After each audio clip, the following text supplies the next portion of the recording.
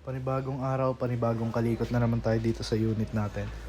So, samahan niyo pala ako maglagay ng coolant o itong Prestone coolant dun sa ADV natin. Magta-top up lang pala ako kasi nga nung binlid siya dahil nagpalighten magneto ko, nakalimutan lagyan yung mismong coolant reservoir nung motor natin. So, papakita ko sa inyo, simple lang naman magpalit. At ito nga pala yung nabili ko kasi hindi ako nakabili sa kasa kanina. So, sa SM na ako bumili nitong Prestone coolant. So, dito nyo pala titingnan sa ilalim yung mismong level nung coolant natin. May makikita kayo dyan sa ilalim na upper and lower.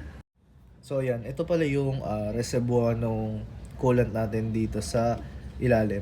Ayan, upper and lower. So, nagpalighten magneto kasi ako. And, nung binlid siya, nakalimutan na siyang top upan o kaya dagdagan. Pero reservoir lang naman siya.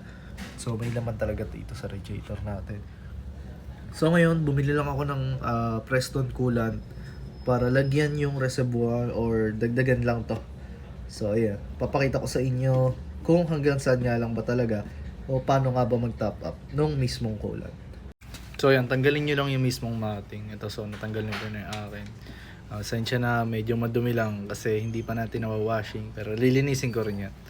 So gamit ko pala kayo ng flat screw. Ayan, flat screw lang. Tapos susungkitin nyo yung mismong ito. Dapat sungkitin nyo lang siya. Ayan. Kasi may lock yan kabilaan, so that lagyan nyo lang ng konting persa. So ayan, angat na yan. Tumalsik. So ayan, ayan, may lock siya. Sobrang tigas kasi kakatanggal, first time ko lang siya natanggal. So ayan, then ito na yung mismong coolant. So aangat nyo lang yan, tapos dyan na kayo magta-top up. Okay, so ayan, lagyan muna natin siya ng coolant. So ayan, top up lang naman ako, konti lang. So ayan, lagyan ko na siya. Then ayan, ayan na, nandun lang siya sa may taas ng upper. Medyo napasobra ako kanina ng konti, hindi ko masyado natansya. So, pero alam ko okay lang yan. Basta hindi siya bababa dito sa pinaka lower. That nandito lang siya sa level nitong upper and dito sa gitna ng lower. Then ito, dapat secure nyo siyang ibabalik. Ayan. Kasi baka mamaya habang nabiyahe kayo, umangat. And syempre tatapon yung coolant, no? So secure nyo lang siya. So ayan, na-secure ko na siya. Then babalik na rin natin tong pinaka cover. Tapos lilinisin ko na siya.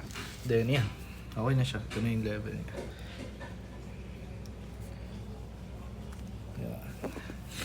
So yun lang, sana may natutunan kayo and may na-share na naman ako sa inyong about dito sa ADV 160 natin. So yun lang, thank you guys.